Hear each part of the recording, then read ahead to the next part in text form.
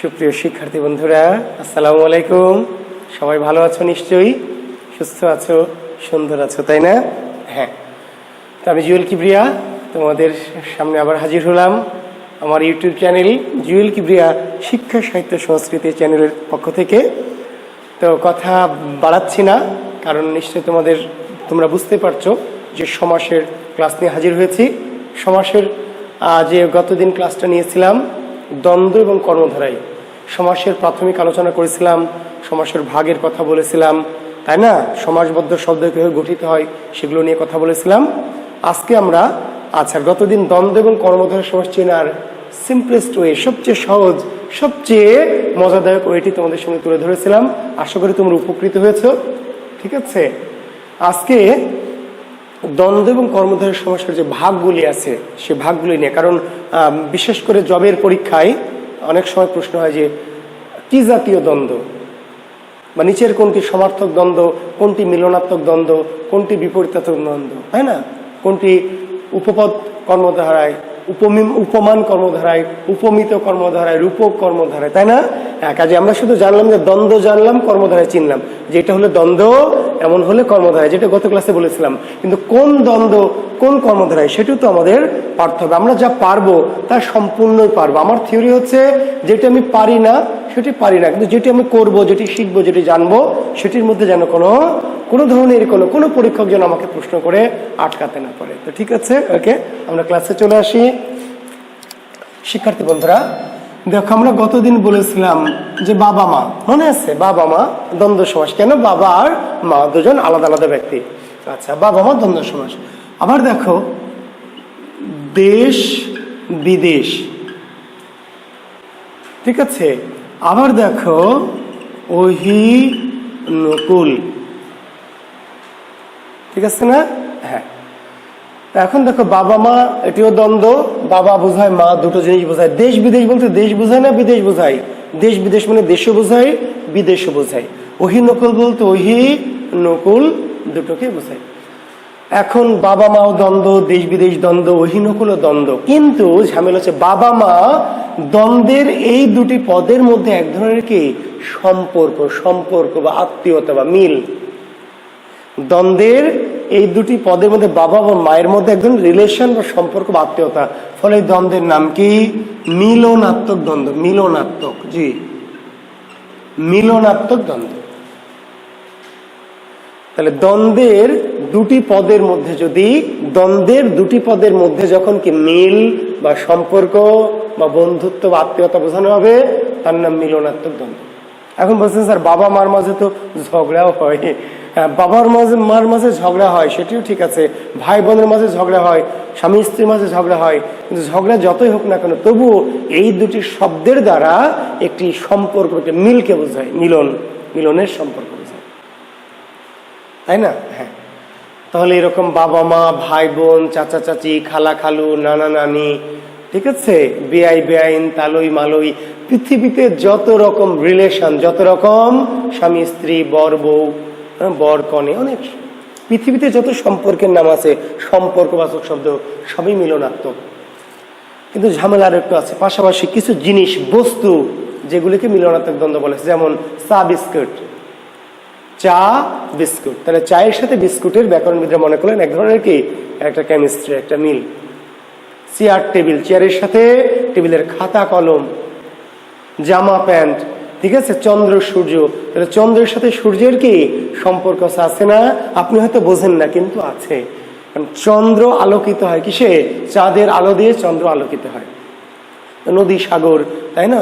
এই সমস্ত শব্দগুলি ব্যাকরণবিদ মনে করলেন। হ্যাঁ, ব্যক্তির ক্ষেত্রে তো আমরা বুঝতে পারছি মিলনাত্মক, বাবা মা, ভাই বোন, চাচা চাচি, খালা খালু, নানা নানি, তাই না, বর স্বামী স্ত্রী, আমরা বুঝতেই পারছি, বন্ধু বান্ধবী, মিল।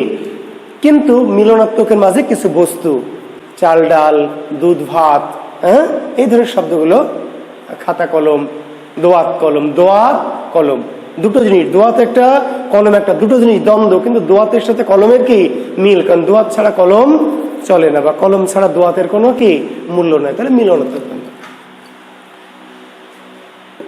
দেশ বিদেশ মিল, স্যার মিল তো হতেই পারে, বাংলাদেশের সাথে ভারতের মিল, তাই না, বাংলাদেশের সাথে সৌদি আরবের মিল, জি মিল ভিন্ন কথা, কিন্তু আসলে দেশের বিপরীত শব্দ বিদেশ, দেশের বিপরীত শব্দ বিদেশ।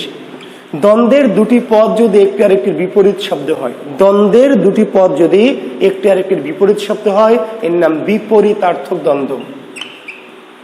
বিপরীতার্থক, জি বিপরীতার্থক দ্বন্দ্ব, বিপরীতার্থক। রাত দিন, রাত দিন, রাত দিনে মিল হোক শত্রুতা যা খুশি তাই হোক, কিন্তু রাতের বিপরীত শব্দ কি? দিন, দিনের বিপরীত শব্দ রাত। জোয়ার ভাটা, লাভ লোকসান, পাপ পুণ্য, উঁচু নিচু, ছোট বড়, ধনী গরিব। ধনী গরিবের প্রেমও হতে পারে, ধনী গরিবের প্রেম হলে কি মিলনাত্মক, আর ধনী গরিবের মারামারি হলে বিরোধার্থক? না, ধনীর বিপরীত শব্দ গরিব, গরিবের বিপরীত শব্দ ধনী, এই দুজনের মধ্যে মিল হোক আর মারামারি যা খুশি হোক, দুটি শব্দ একটি আর একটি বিপরীত। মোট কথা বাংলা ভাষায় যত বিপরীতার্থক শব্দ আছে, বাংলা ভাষায় যত বিপরীতার্থক শব্দ আছে সবই কি বিপরীতার্থক দ্বন্দ্ব। জি, জোয়ার ভাটা, উঁচু নিচু, ধনী গরিব, লাভ লোকসান, জল স্থল। আর বিরোধার্থক দ্বন্দ্ব, বিরোধার্থক, এই জায়গায় এসে অনেকে বুঝতে পারে বিরোধার্থক দ্বন্দ্বের দুটি পদের মধ্যে যদি শত্রুতা বোঝানো হয়, শত্রুতা। রাত দিনে কিন্তু কোনো শত্রুতা নাই ভাই, উঁচু নিচুতে কোনো শত্রুতা নাই, দেশ বিদেশে কোনো শত্রুতা নাই, দুটি বিপরীত শব্দ। কিন্তু দ্বন্দ্বের দুটি পদের মধ্যে যদি কি শত্রু সম্পর্ক মিন করা হয়, তাহলে ওহি নকুল, ওহি মানে জানেন তো তাই না, ওহি মানে সাপ, ওহি মানে সাপ, নকুল মানে বেজি। সাপ আর বেজিকে ছেড়ে দিবেন এক জায়গায়, কোলাকুলি করবে তাই না? কোলাকুলি করবে না ভাই, কামড়া কামড়ি করবে, মারামারি করবে, যতক্ষণ একজন মারা যাবে। তাহলে ওহি নকুল, দা কুমড়া, দা কুমড়া, সাপে নেউলে, আদা কাঁচকলা। বিরোধার্থক দ্বন্দ্ব, বিরোধার্থক দ্বন্দ্বের দুটি পদের মধ্যে যদি বিরোধ বা শত্রুতা বোঝানো হয়। সমার্থক দ্বন্দ্ব, সমার্থক দ্বন্দ্বের দুটি পদ কিন্তু মিনিংটা এক। চিঠিপত্র,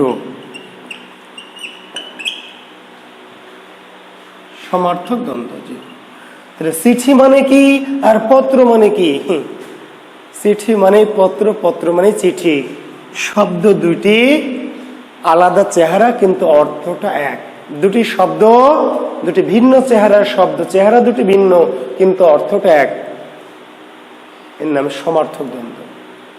ঘর বাড়ি, হাট বাজার, বুঝতে পেরেছেন?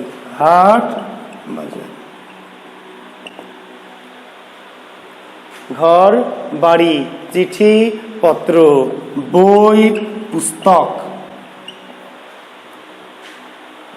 তাহলে কি বলছি আমরা? সমার্থক, সমার্থক দ্বন্দ্বের দুটি পদ, দুটি পদ চেহারা আলাদা আলাদা কিন্তু অর্থটা, মিনিংটা এক, সমার্থক। একটি দ্বন্দ্বকে বলা হয়েছে সহচর দ্বন্দ্ব। কি দ্বন্দ্ব? সহচর। চিঠি পত্র না বলে অনেক সময় বলে চিঠি টিঠি আসছে না, এখনকার দিনের কেউ চিঠি টিঠি লেখে না। তো চিঠি তো বুঝলাম, টিঠিটা কি? চিঠি টিঠি, কলম টলম, বিস্কুট টিস্কুট। স্যারকে একটু চাটা দে, একটু বিস্কুট টিস্কুটও দিস ভাই। চা বিস্কুট তো বুঝলাম, চা বিস্কুট, কিন্তু চা টা টা জিনিসটা কি? বিস্কুট টিস্কুট, টিস্কুটটা কি? অর্থাৎ একটি অর্থবোধক শব্দের পাশে যদি একটি নিরর্থক শব্দে দ্বন্দ্ব হয়, দ্বন্দ্বের দুটি পদ কিন্তু একটি অর্থপূর্ণ আর আরেকটি নিরর্থক, তার নাম সহচর দ্বন্দ্ব। কি দ্বন্দ্ব? সহচর। এই যে আপনারা চাকরি টাকরি চেষ্টা করছেন তাই না, ভালো রেজাল্ট যেন হয়, এ প্লাস টে প্লাস পাওয়া যায় তাই না? জি, সহচর দ্বন্দ্ব। প্রেম ট্রেম, বিয়ে টিয়ে, হ্যাঁ জি, বান্ধবী টান্ধবী, বন্ধু টন্ধু, সহচর দ্বন্দ্ব, সহচর। খাতা টাতা, জামা টামা, পাঞ্জাবি টাঞ্জাবি, জি সহচর দ্বন্দ্ব। একটি অর্থবোধক শব্দের পাশে আরেকটি কি? নিরর্থক। যে আমি মোবাইল টোবাইল দিয়ে ক্লাস ভিডিও করছি, মোবাইল টোবাইল, এই যে সমাস টমাস পড়াচ্ছি তাই না, সন্ধি টন্ধিও ক্লাস নিব, হ্যাঁ জি, সহচর দ্বন্দ্ব। একটি দ্বন্দ্বের নাম হচ্ছে, তাহলে মিলনার্থক, বিপরীতার্থক, বিরোধার্থক, সমার্থক, সহচর। একটি দ্বন্দ্বের নাম বহুপদী দ্বন্দ্ব। বহুপদী, বহুপদী। আমরা গত ক্লাস অর্থাৎ সমাসের যে প্রথম ক্লাসটা নিয়েছিলাম দ্বন্দ্ব কর্মধারয়, সেখানে বলেছিলাম যে কমপক্ষে দুটি পদ থাকবে, মানে একের বেশি, কমপক্ষে দুইটি, বাবা মা, ভাই বোন, চাচা চাচি, দেশ বিদেশ। কিন্তু দুইটি না, কখনো কখনো দুইয়ের চেয়ে বেশিও থাকতে পারে। দুইয়ের বেশি থাকলে কিন্তু আমাদের সমস্যা নাই, মনে আছে তো? দুইয়ের কম হলে সমস্যা, দুইয়ের কম হলে সমাস হবে না, দুইয়ের কম হলে শব্দ হয়ে যাবে, মনে নাই? হ্যাঁ, প্রথম ক্লাসটা আবার বলছি যে দুইয়ের চেয়ে কম হলে কিন্তু আর সমাস থাকবে না, এমনি শব্দ হবে, সমাস সাধিত শব্দ হবে না, কমপক্ষে দুই হতে হবে। কিন্তু মাঝে মাঝে দুই না হয়ে 3, 4, 5 এমনও হতে পারে। যদি হয় তাহলে সেই দ্বন্দ্বের নাম বহুপদী দ্বন্দ্ব। কি দ্বন্দ্ব? বহুপদী দ্বন্দ্ব। গত ক্লাসে একটা উদাহরণ লিখেছিলাম, কি? হাত, পা, চোখ, মুখ। তাহলে হাত, পা, চোখ, মুখ দ্বারা হাত বুঝায় না পা বুঝায় না চোখ বুঝায় না মুখ বুঝায়? হাত, পা, চোখ, মুখ। হাত, পা, চোখ, মুখ, বহুপদী দ্বন্দ্ব। আমরা গতদিন পড়ছিলাম সাহেব বিবি। সাহেব বিবি বা সাহেব বেগম মিলনাত্মক দ্বন্দ্ব, মিল। কিন্তু সাহেব বিবি গোলাম, সাহেব বিবি গোলাম, কিংবা সাহেব বিবি গোলাম বাদী, বহুপদী দ্বন্দ্ব। নাক, কান, গলা আছে না আমাদের ভাই? নাক, কান, গলা বিশেষজ্ঞ আছে? ভদ্রলোক নাক, কান, গলা বিশেষজ্ঞ। মানে নাক বিশেষজ্ঞ না কান বিশেষজ্ঞ না গলা বিশেষজ্ঞ? তাহলে নাক, কান, গলা মানে নাক, কান, গলা, তিনটা জিনিসকে বোঝায়, তিনটি পদ, বহুপদী দ্বন্দ্ব। ইট, কাঠ, পাথর। ইট বোঝায় না কাঠ বোঝায় না পাথর বোঝায়? তিনটাই বোঝায়। চন্দ্র, সূর্য, গ্রহ, নক্ষত্র। চন্দ্র সূর্য বললাম মিলনাত্মক, দুটোর মাঝে মিল, কিন্তু চন্দ্র, সূর্য, গ্রহ, নক্ষত্র অনেকগুলি পদ। দুইয়ের চেয়ে যখন বেশি পদে দ্বন্দ্ব হবে, দুইয়ের চেয়ে অধিক পদে গঠিত দ্বন্দ্বকে বলা হয় বহুপদী দ্বন্দ্ব। কিংবা যেই দ্বন্দ্বে দুইয়ের চেয়ে বেশি পদ থাকে, যেই দ্বন্দ্বে দুইয়ের চেয়ে বেশি পদ থাকবে সেই দ্বন্দ্বের নাম, দুইয়ের চেয়ে বেশি 3 হতে পারে, 4 হতে পারে, 5 হতে পারে, 6 হতে পারে, সমস্যা নেই। দুইয়ের চেয়ে অধিক পদে গঠিত দ্বন্দ্বকে বলা হয় বহুপদী দ্বন্দ্ব। একটি দ্বন্দ্বের নাম হচ্ছে কি? অলুক দ্বন্দ্ব। অলুক, জি, অলুক দ্বন্দ্ব। অনেকে বোঝে না, ভুল করে। দেখেন, একটি শব্দ আমরা লিখেছিলাম দেশ বিদেশ, মনে আছে? যে দেশ বিদেশ বিপরীতার্থক। বিপরীতার্থক, দেশের বিপরীত কি? বিদেশ, বিপরীতার্থক। পরীক্ষক দিয়েছে কি? দেশে বিদেশে। এখন ছাত্র তো মুখস্থ আছে দেশ বিদেশ বিপরীতার্থক, তো দেশ বিদেশ আর দেশে বিদেশে তো একই, সেম টু সেম না, সেম টু সেম না। দেশ বিদেশ বিপরীতার্থক, দেশে বিদেশ আর বিপরীতার্থক না, অলুক। অলুক কেন? এই যে দেশে বিদেশে, দেশ এর সাথে এ, বিদেশের সাথে এ, বিভক্তি। তাহলে বিভক্তিযুক্ত দ্বন্দ্বকে বলা হয় অলুক দ্বন্দ্ব। বিভক্তিযুক্ত দ্বন্দ্বকে বলা হয় অলুক দ্বন্দ্ব। রাত দিন বিপরীতার্থক দ্বন্দ্ব, রাতের বিপরীত দিন, কিন্তু রাতে দিনে অলুক।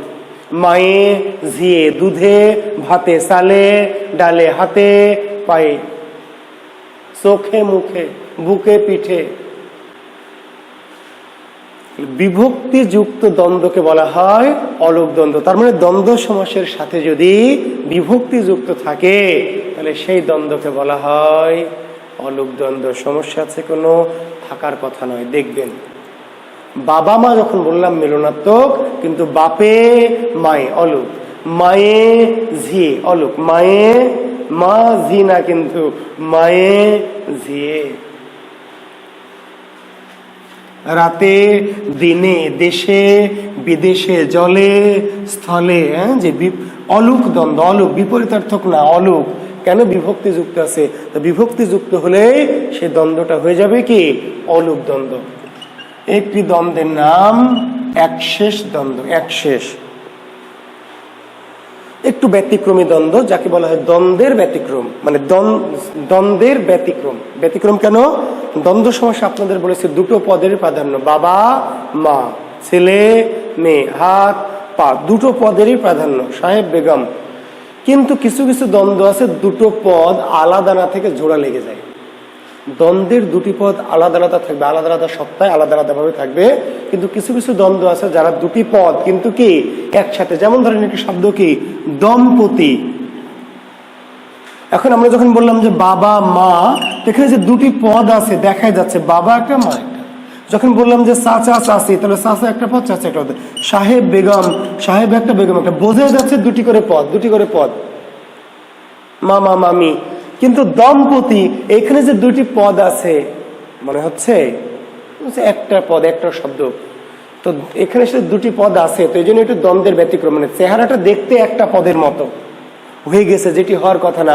দ্বন্দ্বের দুটি পদ আলাদা আলাদা ভাবে থাকবে, এটি তো দ্বন্দ্বের বৈশিষ্ট্য। কেউ কারো কাছে হার মানবে না, জোড়া, দুজনেই কি সমান। কিন্তু দ্বন্দ্বের দুটি পদ যদি একসাথে যুক্ত হয়ে যায়, দ্বন্দ্বের দুটি পদ যদি একসঙ্গে যুক্ত হয়ে যায়, এমন দ্বন্দ্বকে বলা হয় একশেষ দ্বন্দ্ব। তেমন উদাহরণ খুব বেশি নাই, একশেষ দ্বন্দ্বের উদাহরণ খুব কম, কারণ দ্বন্দ্বে এমন ঘটনা বেশি একটা ঘটার কথা না। দ্বন্দ্ব মানে দুজনের কি আলাদা সত্তা থাকতে হবে। জি, তো দম্পতি একটি শব্দ আছে আমরা, একটি শব্দ আছে তোমরা, জি, একটি শব্দ আছে যাতায়াত।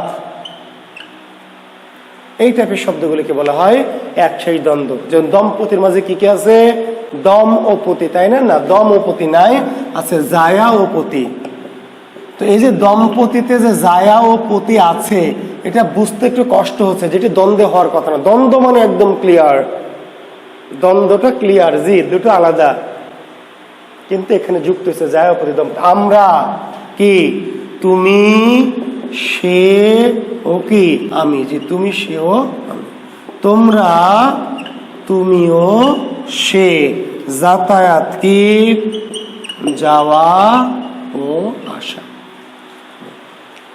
তো এরকমই খুব বেশি, এর বাইরে আপনি হয়তো পাবেন, আমার ধারণা পাবেনই না, একটা পেলে পেতেও পারেন। সাধারণত এই একশেষ দ্বন্দ্বের দম্পতিটাই পরীক্ষায় বেশি আসে, দেখবেন অনেক সালের কোশ্চেনে, প্রাইমারি, ব্যাংকার্স রিক্রুটমেন্ট, নিবন্ধন সহ একাডেমিক সকল পরীক্ষায় দেখবেন একশেষ দ্বন্দ্ব থেকে এলে কি দম্পতিটা এসছে। কোনো কোনো পরীক্ষা আমরাটা হয়তো এসে থাকতেও পারে। তো দম্পতি যায় ও পতি, আমরা তুমি সেও আমি, তোমরা তুমিও সে, যাতায়াত যাওয়া ও আসা। আর দ্বন্দ্বের ব্যাস বাক্যটা একটু বলে দিই। দ্বন্দ্বের সমস্যায় মাঝখানে শুধু ও বসবে, মাঝখানে ও, শেষ। দ্বন্দ্ব যদি বুঝে ফেলেন দ্বন্দ্ব, তাহলে ব্যাস বাক্য আর পড়ার দরকার নেই। বাবা ও মা, বাবা ও মা, আকাশ পাতাল, আকাশ পাতাল, আকাশ পাতাল, আকাশ পাতাল, অহিনকল, অহিনকল, অহিনকল। না ভাই, দ্বন্দ্বের ব্যাস বাক্য কি? যদি বোঝেন দ্বন্দ্ব, যদি বুঝে ফেলেন সমষ্টি দ্বন্দ্ব, তাহলে মাঝখানে শুধু ও, ঝামেলা সেই।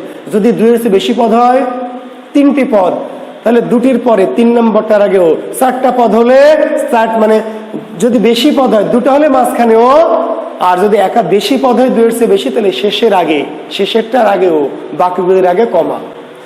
নাক কান গলা, তাহলে নাক কমা কান ও গলা। ইট কাঠ পাথর, ইট কমা কাঠ ও পাথর। হাত পা নাক কান মুখ চোখ, হাত পা নাক কান মুখ চোখ, তাহলে হাত কমা নাক কমা পা কমা, সব কমা দিয়ে শেষের আগে ও। যতগুলি পদ থাকবে শেষের আগে ও, বহু পদের ক্ষেত্রে মনে থাকবে, আর দুটি পদের ক্ষেত্রে মাঝখানেও। দ্বন্দ্ব যদি সমাস বুঝতে পারি, তাহলে ব্যাস বাক্য ভুল করার কোনো সুযোগ নাই। যদি ব্যাস বাক্য ভুল করেন দ্বন্দ্ব সমাসের, তাহলে বুঝতে হবে আপনার কি হেড অফিসে ঝামেলা আছে। জি, আমরা এবারে শিখবো কি, এবারে শিখবো আমরা কর্মধারয়ের ভাগ। জি,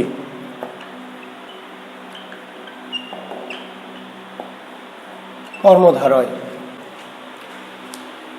কর্মধারয় আমরা গত ক্লাসে বলেছি, নিশ্চয় মনে আছে, দুটো পদ কিন্তু বোঝাবে কি একটা জিনিস, নীল আকাশ, তাহলে শুধু আকাশকে বোঝায়, নীলকে বোঝায় না, নীলটা আকাশের বিশেষণ। লাল গোলাপ, তাহলে গোলাপকে বোঝায়, তাই না? লালটা হচ্ছে বিশেষণ। সাদা বক, কালো বিড়াল, হ্যাঁ ইত্যাদি। তার মানে যে যখন সমাসের দুটো পদ বা একাধিক পদ কিন্তু বস্তু হয়ে যায়, বস্তু বোঝে একটি, সেটা আমরা গত ক্লাসে ব্যাখ্যা দিয়েছি। আজকে আমরা ভাগে যাব। তো কর্মধারয় সমাস মূলত চার প্রকার, মূলত চার প্রকার। একটি হচ্ছে, আচ্ছা একটু এদিকে সরিয়ে লিখি, একটির নাম হলো উপমিত কর্মধারয়, একটির নাম উপমান কর্মধারয়, একটির নাম রূপক কর্মধারয়, একটির নাম মধ্যপদলোপী কর্মধারয়। আর আধুনিক ব্যাকরণে আরেকটা যে যুক্ত হয়েছে, দ্বিগুটাকে এর মধ্যে ঢুকিয়ে নিয়েছে। তো দ্বিগুকে আলাদা করেও রাখতে পারবেন, আর অপশনে যদি দ্বিগু কর্মধারায় থাকে, মানে দ্বিগু কর্মধারার একটি অংশ, তাহলে এইখানে একটা দ্বিগু কর্মধারায়, সহজ কথা দ্বিগুটা আমরা এর মধ্যে শিখে ফেলবো। দ্বিগুক সমাসটি আলাদা করে না শিখে কি কর্মধারার একটি অংশ হিসাবে আমরা শিখবো। আরেকটা সময় রাখবেন, দ্বিগু কর্মধারা আর তৎপুরুষের আসলে বৈশিষ্ট্য একই, কি পরপদের প্রাধান্য। মনে আছে দ্বিগুর বৈশিষ্ট্য পরপদের প্রাধান্য, কর্মধারার বৈশিষ্ট্য পরপদের প্রাধান্য, তৎপুরুষের বৈশিষ্ট্য পরপদের প্রাধান্য। কাজে এই তিনটি সমাসের মাঝে আসলে বৈশিষ্ট্যগতভাবে মিল আছে, ফলে দ্বিগুকে আলাদা করে ভাবেন অথবা দ্বিগুকে দ্বিগু কর্মধারায় ভাবেন, সমস্যা নেই। জি, তা আমরা বলছি প্রাচীন ব্যাকরণ অনুযায়ী বা আগের ব্যাকরণ অনুযায়ী কর্মধারা 4 প্রকার: উপমিত, উপমান, রূপকার, মধ্যপদলোপী। আধুনিক ব্যাকরণে দ্বিগু সমাসকে কর্মধারের ভাগ হিসাবে ধরে দ্বিগু কর্মধারে বলা হয়েছে। জি, আমরা দ্বিগু কর্মধারের পরে আসবো। জি, আসবো ইচ্ছা করে। আমরা মধ্যপদলোপীতে পড়াইবো। আমরা এখন 3টি সমাস নিয়ে প্রথমে আগে একটু কথা বলে নিব, নিয়ে তারপরে থাকবে। জি, দিয়ে ক্লাস শেষ করবো। দেখেন, একটি শব্দ হচ্ছে চাঁদ মুখ। চাঁদ মুখ, দুটি পদ, একটা পদ চাঁদ, একটা মুখ। চাঁদ মুখ দ্বারা কি চাঁদ বোঝায় না মুখ বোঝায়? চাঁদ বোঝায় না মুখ বোঝায়? চাঁদ মুখ মানে কিন্তু চাঁদ না, মুখ। জি, চাঁদ মুখ মানে আসলে মুখ। আমি একটা চাঁদ মুখ দেখছি মানে কি একটা চাঁদ দেখছি আর একটা মুখ দেখছি না, আমি একটা মুখ দেখছি। দেখছি আসলে মুখ, বস্তুটা মুখ। চাঁদ কেন আছে এখানে? তুলনা, তুলনা। এই যে মুখটা যে দেখছি, মুখটা কেমন? চাঁদের মতো। অর্থাৎ চাঁদ পদটি এখানে কি গৌণ, প্রধান পদ হচ্ছে মুখ। মুখটাকে তুলনা করেছে কার সাথে? চাঁদের সাথে। কারণ কি? কেন তুলনা? মুখকে কেন চাঁদের সাথে তুলনা করা হলো বলেন? কি দ্যাট ইজ মাই খুশখুশ, আমার ইচ্ছা তাই মুখকে চাঁদের সাথে তুলনা করা হয়েছে। কেন? চাঁদও গোল, মুখও গোল। চাঁদেরও কলঙ্ক আছে, মুখেরও কলঙ্ক আছে। চাঁদও গেলেজ দেয়, মুখও গেলেজ দেয়, নাকি? চাঁদের দিকে মানুষ হা করে তাকায় থাকে, মুখের দিকেও হা করে তাকায় থাকে। কেন? কেন মুখকে চাঁদের সাথে তুলনা করা হলো? সুন্দর। জি, চাঁদও সুন্দর, মুখ সুন্দর। কেউ বলে দিয়েছে আপনাকে? কোনো বই পেয়েছেন যে চাঁদও সুন্দর, মুখ সুন্দর, এই জন্য তুলনা? না, বলে দেন। আপনি ধরে নিয়েছেন, আপনি ধরে নিয়েছেন যে চাঁদও সুন্দর, মুখও সুন্দর, এই জন্য মুখে চাঁদের সাথে ধরে নেন। আমিও ধরে নিলাম, কিন্তু সেটা কিন্তু গুণটা বলে দেয়নি। মুখকে কেন চাঁদের সাথে তুলনা করা হলো? মুখ নামক বস্তুকে চাঁদ নামক একটি বস্তুর সাথে তুলনা করা হয়েছে, কিন্তু কেন? কারণ কি? কোন বৈশিষ্ট্যের বা কোন গুণের জন্য? গুণটা উজ্জ্ব আছে। একটি বস্তুকে আরেকটি বস্তুর সাথে তুলনা করা হয়েছে, কিন্তু কেন? কোন একটি কারণ নিশ্চয় আছে। সুন্দর হোক আর স্নিগ্ধ হোক আর, তাই না, যাই হোক, সেটি বলে দেয়। পুরুষ সিংহ, কিংবা এটাকে আধুনিক ব্যাকরণে পুরুষ সিংহ না বলে বলছে সিংহ পুরুষ, একই একই ব্যাপার। জি, সিংহ পুরুষ। সিংহ পুরুষ মানে কি? একটা সিংহ আর একটা পুরুষ। আমি একটি সিংহ পুরুষকে ভালোবেসেছি, মানে একটা সিংহকে ভালোবেসেছি আর একটা পুরুষকে ভালোবেসেছি না। সিংহ পুরুষ মানে আসলে পুরুষ, এই পুরুষ। কিন্তু পুরুষকে তুলনা করা হয়েছে কার সাথে? সিংহের সাথে। কেন? যে সিংহেরও 4 পা, পুরুষটিরও 4 পা। অথবা সিংহেরও দাড়ি আছে, পুরুষটিরও দাড়ি আছে,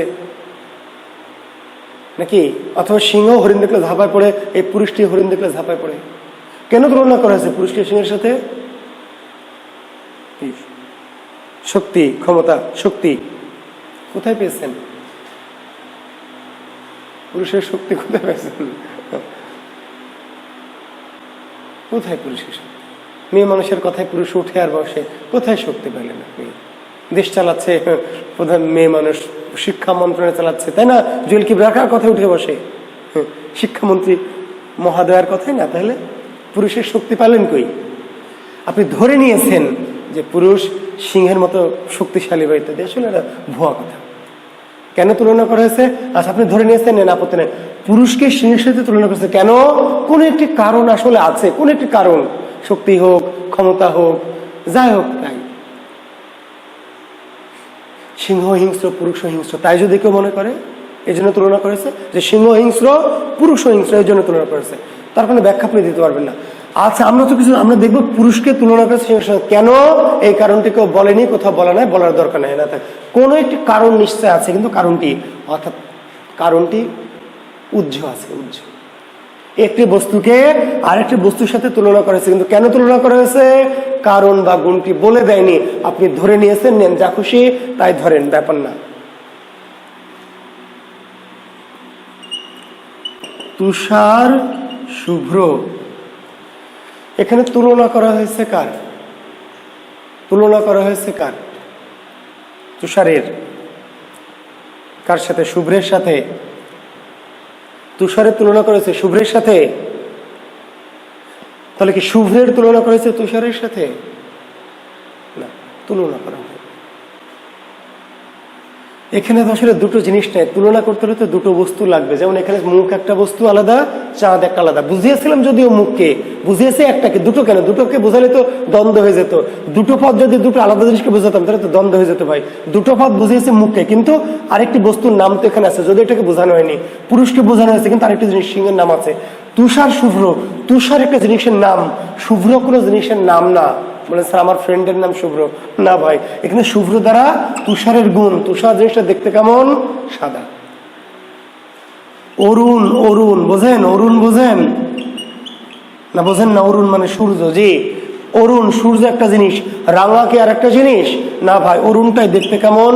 রাঙা। কাজল, কাজল আমি জানি নিচে হয়তো দেখতে পাচ্ছেন না, কাজল কালো। তাহলে কাজল একটা জিনিস আর কালো কি আর একটা জিনিস? না, কাজল একটা বস্তু, আর এই বস্তুটা দেখতে কেমন? কালো। এখন এই যে আমি শব্দগুলো লিখলাম, আরো অনেক লিখতে পারি, কিন্তু আমি আর বেশি লিখবো না, শুধু বোঝাচ্ছি। আজ পরেরবার লিখছি। আমি বোঝাতে চাইলাম যে দুটো করে পদ, সব ক্ষেত্রে দুটো পদ, পূর্বপদ পরপদ, পূর্বপদ পরপদ, পূর্বপদ পরপদ, পূর্বপদ পরপদ, প্রত্যেক ক্ষেত্রে দুটি করে পদ। কিন্তু কখনো দুটি পদ, দুটি বস্তু, দুটি বস্তু একটির সাথে আরেকটি তুলনা, একটির সাথে আরেকটি তুলনা, একটির সাথে আরেকটি তুলনা। কেন তুলনা? কোন একটি কারণে। কারণটা উজ্জ্ব আছে, কেউ বলে দেয়নি, আপনি মনে মনে একটা কিছু ধরে নিয়েছেন, ধরেন। কিন্তু এখানে দুটি বস্তু নেই, একটা বস্তু আর আরেকটা কথা হলো বস্তুটারই গুণ। একটা বস্তু পাশে, তুষার কেমন দেখতে? শুভ্র। অরুণ কেমন দেখতে? রাঙা। কাজল কেমন দেখতে? কালো। মুখ কেমন দেখতে? চাঁদ না। পুরুষ কেমন দেখতে? সিংহ না। পুরুষকে সিংহের সাথে তুলনা করেছে কেন? কোন একটা গুণ আছে, গুণটা বলেনি, গুণটা মনে মনে ধরে নিব। মুখকে চাঁদের সাথে তুলনা করেছে কেন? কোন একটি কারণে, কারণটা আমি মনে মনে ধরে নিচ্ছি। কিন্তু এখানে কারণ ধরার দরকার। তুষারটা দেখতে কেমন? শুভ্র। অরুণ কেমন? রাঙা। কাজল কেমন? কালো। তাহলে বস্তুর সাথে বস্তুর তুলনা, বস্তুর সাথে বস্তুর তুলনা, গুণ উজ্জ্ব থাকে, এর নাম উপমিত কর্মধারায়। উপমিত। বস্তুর সাথে বস্তুর তুলনা, বস্তু প্লাস বস্তু, বা কোন কোন বইয়ে দেওয়া আছে বিশেষ্য প্লাস কি? বিশেষ্য, যে উপমিত। বস্তু প্লাস বস্তু বা বিশেষ্য প্লাস বিশেষ্য, উপমিত। ব্র্যাকেটে লিখতে পারেন গুণ উজ্জ্ব থাকে। গুণ কি থাকে? গুণ উজ্জ্ব থাকে। বস্তু প্লাস বস্তু বা বিশেষ্য প্লাস বিশেষ্য, গুণ উজ্জ্ব আছে। গুণ কেন তুলনা? কেন দুটি বস্তুর পাশাপাশি তুলনা? গুণটা উজ্জ্ব আছে। উপমিত, উপমিত। আর যদি বস্তুর পাশে গুণ, বস্তু পাশে গুণ, বস্তু পাশে গুণ, এটাকে আমরা ব্যাকরণ বলেছে বিশেষ্য প্লাস বিশেষণ। বিশেষ্য প্লাস কি? বিশেষণ। বিশেষ্য প্লাস বিশেষণ। জি, গুণ পাশে, বিশেষ্য বস্তু, কিংবা এটাকে আপনি বলতে পারবেন বস্তু প্লাস গুণ। বস্তু প্লাস গুণ এটিও বলতে পারবেন, অথবা ব্যাকরণিক ভাষায় বিশেষ্য প্লাস বিশেষণ। কাজল। এখন পরীক্ষা আসবে হরিণ চপল কোন কর্মধারায়? হরিণ চপল কোন কর্মধারায়? তাহলে হরিণকে কি চপলের সাথে তুলনা করা হয়েছে বন্ধুরা, নাকি চপলকে হরিণের সাথে? চপলকে হরিণের সাথে না হরিণকে চপলের সাথে? না, হরিণ একটা বস্তু। হরিণটা কেমন? চপল। চপল মানে চঞ্চল। স্যার শব্দই তো বুঝি না, মানেই তো বুঝি না যে চপল মানে চঞ্চল। তাহলে চপল বা চঞ্চল কোনো বস্তু না, চঞ্চল হচ্ছে গুণ। চঞ্চল যে কোনো একটা জিনিসের গুণ। মেয়ে চঞ্চল হতে পারে, হরিণ চঞ্চল হতে পারে, পাখি চঞ্চল হতে পারে, চোখও চঞ্চল হয়। জি, তাহলে চপল বা চঞ্চল আসলে বস্তু না, গুণ। তাহলে হরিণের গুণ কি? চঞ্চল, চপল। তাহলে এটা কি? মান, উপমান। উপমান, উপমান। ফুল কুমারী, ফুল কুমারী। তাহলে ফুলের গুণ কুমারী না কুমারীর গুণ ফুল? ফুলের গুণ কি কুমারী হয়? ফুলের গুণ কুমারী হয়? কুমারীর গুণ কি ফুল হয় না? তাহলে তুলনা করা হয়েছে কুমারীকে, কুমারী নামক একটি জিনিসকে তুলনা করা হয়েছে কার সাথে? ফুলের সাথে। কেন? কারণ একটা আছে, আমার জানার দরকার কি? ফুলও সুন্দর, কুমারীও সুন্দর, ফুলও স্নিগ্ধ, কুমারীও স্নিগ্ধ, ফুলও লাল, কুমারীও লাল। কেন? আরো মেলা কারণ থাকতে পারে। কারণ না, কুমারীকে তুলনা করছে ফুলের সাথে কেন? কারণটি উজ্জ্বল আছে, উপমিত। উপমিত। শিক্ষার্থী বন্ধুরা, এইরকম উদাহরণ তো সারা রাত দেওয়া যাবে, সারাদিন দেওয়া যাবে। জি, আপনার কাজ হচ্ছে আমি যা বোঝাচ্ছি 3টি 4টি 5টি শব্দ দিয়ে বোঝাবো, আপনি এই শব্দগুলির মতো করে অন্যান্য শব্দ আপনার বই পুস্তক থেকে কি করবেন? অ্যানালাইসিস করে বুঝবেন। মেমোরাইজ না, কি বুঝে নিতে হবে যে ও আছে। এই জন্য উপমান, এই জন্য উপমিত। ক্লিয়ার? এখন বলেন চাঁদ দেখা যায় না যায় না? চাঁদ দেখা যায় না যায় না? যায়। সিংহ দেখা যায়, তুষার দেখা যায়, অরুণ মানে সূর্য দেখা যায় তো ভাই? জি দেখা যায়। কাজল দেখা যায়, কাজল। জি। হরিণ দেখা যায়, ফুল দেখা যায়। আচ্ছা, এবার দেখেন তো একটি শব্দ লিখছে মন। দেখা যায় না মন? মন দেখা যায় তো? দেখা যায় না? দেখেননি? কখনো দেখেননি? যখন দিয়েছেন কাউকে তখনও দেখেনি, না দেখে দিয়ে দিয়েছেন, তাড়াহুড়া ছিল। যখন নিয়েছেন কারো মন তাও দেখেননি, না দেখে চোখ বন্ধ করে নিয়ে নিয়েছেন, ভুল করেছেন। দেখে নেওয়া উচিত ছিল, দেখে দেওয়া উচিত ছিল, তাই না? জি। আসলে মন দেখা যায় না, মন দেখা যায় না, মন দৃশ্যমান না, অদৃশ্য। কিন্তু ব্যাকরণ এই বাটা বেয়াদব বদ ব্যাকরণ বলছে মনকে দেখা যায়। কার মতো দেখতে? মাঝির মতো। মনকে দেখতে কার মতো? মাঝির মতো। কেন? আমি সেই ব্যাখ্যায় যাব না, গেলে অনেক লম্বা হয়ে যাবে। জি, তো সংক্ষেপে বলি যে মাঝির কাজ কি? নৌকাকে নির্দিষ্ট দিকে নিয়ে যাওয়া, নির্দিষ্ট দিকে নিয়ে যাওয়া। নদীতে ঝড় ঝপটা বান স্রোত নানান কিছু আসবে, কিন্তু শক্ত হাতে মাঝি কি করে? হাল ধরে রাখে, নৌকাকে নির্দিষ্ট পথে নিয়ে যাবে। মনের কাজ কি? এই যে আপনার নানান কিছু মজা আপনার মনকে বিভ্রান্ত করতে চাই, নানান দিকে নিয়ে যেতে চাই, কিন্তু যাওয়া যাবে? মনকে শক্ত হাতে পড়াশোনার পথে রাখতে হবে, ভালো কাজের পথে রাখতে হবে। মন তো নানান দিকে চলে যেতে চাই, শিলা কি জামানি মুন্নি বাদনাম হই, তাই না? কিন্তু মনকে স্ট্রং হাতে ধরে রাখতে হবে। তাহলে মনকে তুলনা করা হয়েছে মাঝির সাথে। তুলনা, উপমিতের মতোই তুলনা। তুলনা, মনকে তুলনা করা হয়েছে কার সাথে? মাঝির সাথে। কেন তুলনা করা হয়েছে? ওই যে কারণ একটা বলে দিলাম, কারণ আপনার জানার দরকার নাই, আপনার কারণ জানার দরকার। আপনি শুধু জানবেন মনকে তুলনা করেছে মাঝির সাথে। তাহলে উপমিতই তো তুলনা, একটা জিনিস সে তুলনা, কিন্তু এটা উপমিত না, রূপক। কেন? ওই যে দৃশ্যমান বস্তু তুলনা, পুরুষকে সিংহের সাথে, মুখকে চাঁদের সাথে, দৃশ্যমান বস্তুর তুলনা উপমিত, আর অরূপ বা অদৃশ্য বস্তুর তুলনা রূপক। রূপক আর উপমিত অনেকটাই সেম টু সেম, মানে সেম মানে একই, সেম। জি, যদি না বোঝেন তাহলে আপনাদের উপরে আমার সেম। উপমিততেও তুলনা, তুলনা একটি বস্তুর সাথে একটি বস্তুর তুলনা। কেন তুলনা? কোন একটি কারণ উজ্জ্বল আছে। এটিও তাই, মনকে তুলনা করেছে মাঝির সাথে। কেন? কারণ একটা গভীর কারণ আছে, আপনার বোঝার দরকার নেই, কিন্তু জানবেন যে কোনো একটা কারণ আছে, উজ্জ্বল আছে। তাহলে একই রকম উপমিত, কিন্তু পার্থক্য কি? ওখানে পুরুষ সিংহ, সিংহ পুরুষ, দৃশ্যমান জিনিস, মুখ চাঁদ দৃশ্যমান, মন দেখা যায় না।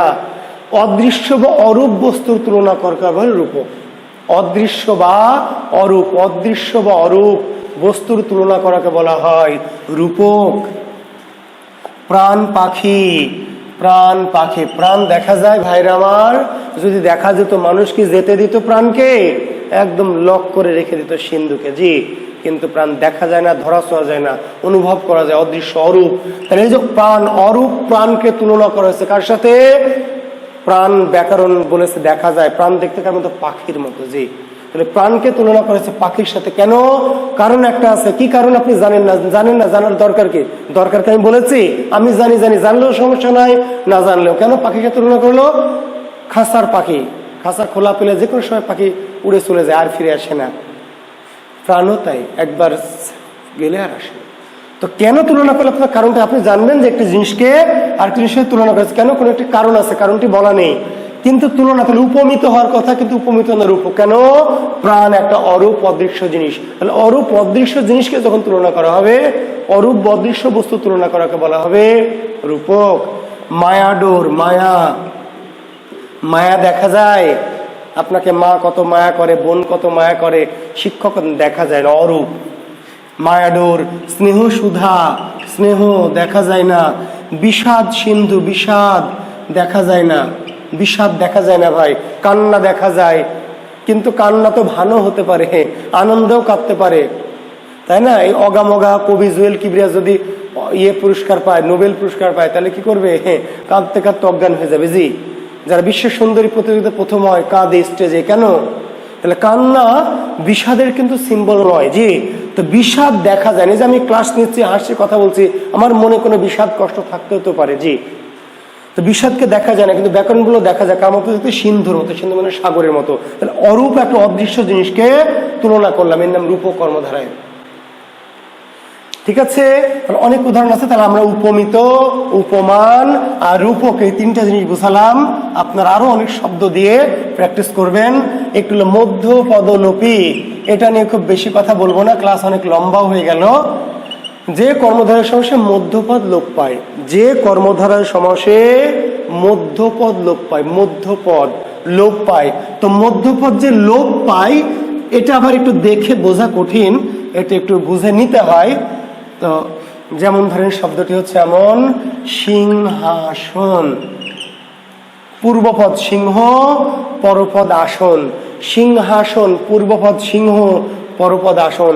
সিংহাসন বলতে কি একটা সিংহ বোঝায়, একটা আসন বোঝায় নাকি? আসন মানে বোঝেন তো, বসার জায়গা। সিংহাসন মানে কি একটা সিংহ আর একটা আসন না। সিংহাসন মানে সিংহ না, শুধু একটা আসন, পরপদে বাঁধানো। সিংহাসন মানে একটা আসন, বসার জায়গা। সিংহের সাথে এর কোনো সম্পর্ক নাই ভাই। জি, সিংহ একটা ফেক শব্দ। জি, এটা একটা আসন, সিংহ বোঝায় না। যদি সিংহ বোঝাতো তাহলে দ্বন্দ্ব হতো। তাহলে সিংহাসন দুটো পদ, সিংহ আর আসন বোঝায়, আসনকে পরপদকে বলেই তো কর্মধারায়। কিন্তু এটি আসলে শব্দটা ছিল, সরি, এটি শব্দটা ছিল কি, আমি নিচে লিখছি, ওই পাশে দেখতে পারবেন কিনা, সিংহ চিহ্নিত আসন। বাক্যটি এরকম ছিল, সিংহ চিহ্নিত আসন এরকম ছিল। কিন্তু আমরা কি করেছি? একাধিক পদকে এক পদে পরিণত করে সিংহাসন, একাধিক পদকে এক পদে পরিণত করেছি বলে তো সমাস। এই সিংহাসনের মধ্যে একাধিক পদের সিংহ পদটা আছে, আছে না? সিংহ পদটা আছে, আসনটাও আছে, চিহ্নিতটা। সিংহাসন এই শব্দে সিংহ আছে, পরপদ আসন আছে, মধ্যপদ চিহ্নিত লোপ পেয়েছে। মধ্য পদলোপী কর্মধারায়, মধ্য পদলোপী কর্মধারায়, বুঝতে পারলেন? সিংহাসন, সিংহ চিহ্নিত আসন, আসন, আসন, এটা একটা আসন। এখন সিংহের চিহ্ন দিয়েছে, তো রাজা বাদশাহরা কি করতেন? নিজেদের বসার জায়গাতে সিংহের কি ছাপ বা ছবি বা চিত্র এঁকে রাখতেন নিজেদেরকে বোঝানোর জন্য। আচ্ছা, এখন সম্রাট শাহজাহান করলেন কি, উনি সিংহের ছবি দিলেন না, কি করলেন? ময়ূরের ছবি দিলেন। তাহলে ওটার নাম ময়ূর চিহ্নিত আসন। সম্রাট শাহজাহান সিংহ লাগালেন না, ময়ূর লাগালেন, কারণ তিনি প্রেমিক সম্রাট। ময়ূর চিহ্নিত আসন। এবার ময়ূর চিহ্নিত আসন কি হলো? ময়ূর আসন। অনেক বই লেখা আছে ময়ূর সিংহাসন, ভুল শব্দ, প্রচলিত ভুল। জি, ময়ূর সিংহাসন প্রচলিত ভুল। ময়ূর আবার সিংহাসন কেমন হবে? জি, সিংহ চিহ্নিত আসন সিংহাসন, ময়ূর চিহ্নিত আসন ময়ূর আসন। জি, আমি খুব বিড়াল পছন্দ করি, আমি যদি রাষ্ট্রপতি হই তাহলে আমার চেয়ারের পেছনে বিড়ালের চিহ্ন আঁকাবো, তাহলে বিড়াল আসন। আমেরিকার প্রেসিডেন্ট কুত্তা পছন্দ করে, উনি বললেন যে আমার চেয়ারের পেছনে কুত্তার ছবি আঁকা দেওয়া, এটা কুত্তাসন। জি, পদ্ম ফুলের ছবি লাগানো আছে, নাম পদ্মাসন। তার মানে বোঝাতে চাচ্ছি আমরা ময়ূর সিংহাসন বলে ভুল করে। তাহলে মধ্য পদলোপী কর্মধারায় মানে হচ্ছে যখন এই একাধিক পদের প্রথম আর পরপদটি থাকবে আর মধ্যপদটি লোপ পাবে। সংবাদপত্র, সংবাদপত্র আসলে শব্দটি ছিল কি সংবাদ বহনকারী পত্র, সংবাদ বহনকারী পত্র। তাহলে সংবাদ আছে, পত্র আছে, আর মাঝখান থেকে বহনকারীটা কি বাদ, অর্থাৎ একাধিক পদের মধ্যে মধ্যপদটা লোপ পেয়ে এই সামনের আর পিছনের জন জোড়া লেগেছে। জি, 3 বন্ধু ছিলেন, তাই না? রহিম, হ্যাঁ, এটা হচ্ছে সুমন, আর এটা হচ্ছে কি সুমি। আচ্ছা, এটাকেই নাম দিই সুমন নাম দিই, এটাকে রহিম নাম দিই, এটা সুমি। 3 বন্ধু বান্ধবী একসাথে ঘুরতেন, 2 ছেলে 1 মেয়ে বন্ধু। এখন কি করেছে, হ্যাঁ, এই রহিমকে বাদ দিয়ে এই সুমি আর সুমন কি করেছে, জোড়া লেগে গেছে, যে মধ্যপদ মুয়াজ্জেজানকে থার্ড পারসনকে আউট করে দিয়েছে। জি, তাহলে বহনকারী বাদ চলে গেছে। ছিল সংবাদ বহনকারী পত্র, এরা 2 জনের ভিতরে টান বেড়ে গেছে, একে আউট করে দিয়ে এরা হয়ে গেছে কি সংবাদ পত্র, তাই না? বিলাত ফেরত, তাই না? হ্যাঁ, বিলাত ফেরত। দেখেন, বিলাত ফেরত, এটা কি বিলাত হতে ফেরত বা বিলাত থেকে ফেরত। দেখেন তো, বিলাত আছে না, আছে, ফেরত আছে, হতে আছে, লোপ পেয়েছে মধ্যপদের কর্মধারায় না, এটা মধ্যপদের কর্মধারায় না। মধ্যপদ লোপ পেয়েছে, কিন্তু মধ্যপদের কর্মধারায় তৎপুরুষ। কেন? হতে মধ্যপদ না, বিভক্তি। কর্মধারের সাথে তৎপুরুষের ঝামেলা কোথায়, বুঝতে পারলেন? সিংহাসন, সিংহ চিহ্নিত আসন, সিংহ থাকলো, আসন থাকলো, চিহ্নিত লোপ পেল মধ্যপদরূপী কর্মধারায়। বিলাত ফেরত, বিলাত হতে ফেরত, বিলাত থাকলো, ফেরত থাকলো, হতে লোপ পেল, কিন্তু মধ্যপদরূপী না, তৎপুরুষ। কারণ এটি মধ্যপদ নয়, বিভক্তি। হতে, থেকে, সে, দ্বারা, দিয়া, কর্তৃক। জি, তাহলে বোঝা গেছে, মধ্যপদ যদি পদ যদি লোপ পায় মধ্য থেকে, তাহলে মধ্যপদলোপী, আর যদি মাঝখান থেকে বিভক্তি লোপ পায় তাহলে তৎপুরুষ। আমরা তৎপুরুষ নিয়ে আরেকদিন, আগামী এপিসোডে কথা বলবো ইনশাল্লাহ। আশা করছি আপনারা দ্বন্দ্ব এবং কর্মধারয়ের উপমান, উপমিত, রূপক, মধ্যপদলোপী বুঝতে পেরেছেন। আমি দ্বিগু কর্মধারাটি আজকে আর বোঝালাম না, আমি দ্বিগু হিসাবে আলাদা করে বোঝাবো, দ্বিগু সমাসটি বোঝাবো। আর আধুনিক ব্যাকরণে বা আধুনিক পরীক্ষক যদি দ্বিগু সমাস না দেয়, তাহলে ওটা দ্বিগু কর্মধারায় ধরে নেবেন। আমি দ্বিগু আগের ব্যাকরণ অনুযায়ী দ্বিগুই বোঝাবো, বোঝা গেছে, দ্বিগু সমাস বোঝাবো। কিন্তু আধুনিক ব্যাকরণে, অতি আধুনিক যে ব্যাকরণ, করোনা ব্যাকরণ আর কি, যে আমাদের বর্তমান বোর্ড ব্যাকরণ, করোনা ব্যাকরণ, সেখানে এটাকে দ্বিগু কর্মধারায় বলা আছে। তুমি দ্বিগু যদি বোঝেন, দ্বিগু কর্মধারায় যাহা দ্বিগু ছিল, যাহা দ্বিগু তাই দ্বিগু কর্মধারায়। তো সেটা আমি আগামী দিন তৎপুরুষ এবং দ্বিগু এই দুটো জিনিস বুঝিয়ে নিব। আর একদিন বহুব্রীহি, আর 2 এপিসোড ক্লাস নেব। আর অব্যয়ভাবের ক্লাস আগে দিয়েছে, দেখে নেবেন। অব্যয়ভাবের ক্লাস আগে দিয়েছে, দেখে নেবেন। আর আমি আগামী ক্লাস এপিসোডে করব জি দ্বিগু এবং কি তৎপুরুষটা নিয়ে একটা ক্লাস নিব। আর বহুব্রীহি আর একটু বড় টপিক, এটা নিয়ে একটা ক্লাস নেব। জি, একটা ক্লাস 1.5-2 ঘন্টা না নিয়ে একটু আধা ঘন্টা করে নিলে আপনাদের দেখতেও ভালো লাগবে, আমি ক্লাসটা নিয়ে স্বস্তি পাবো। জি, তো ভালো থাকবেন, শুভকামনা। আর আমার চ্যানেলটি সাবস্ক্রাইব করবেন, নিজে যদি ভালো লাগে বন্ধু বান্ধবদের একটু বলবেন, তাই না? যদি আমাকে ভালো লাগে, আমার চ্যানেলটি ভালো লাগে, আমার পড়ানো ভালো লাগে, তাহলে একটু আমার চ্যানেলটির প্রচার করবেন বন্ধু বান্ধবদের মাঝে, যারা আপনার ছোট ভাই বোন, যারা একাডেমিক এসএসসি ইন্টারে পড়ে তাদের মধ্যে, কিংবা সমবয়সী বন্ধুদের মধ্যে একটু আমার চ্যানেলটির কথাটি বলবেন, আমার ক্লাসগুলির কথা একটু প্রচার করবেন। আপনাদের ভালোবাসায় আমি আর অনেকটা পথ চলতে চাই। ভালো থাকবেন, আর আমাকে আপনাদের ভালোবাসা প্রকাশ করবেন লাইক দিয়ে আর একটি কমেন্টস দিয়ে। শুভকামনা, আল্লাহ হাফিজ।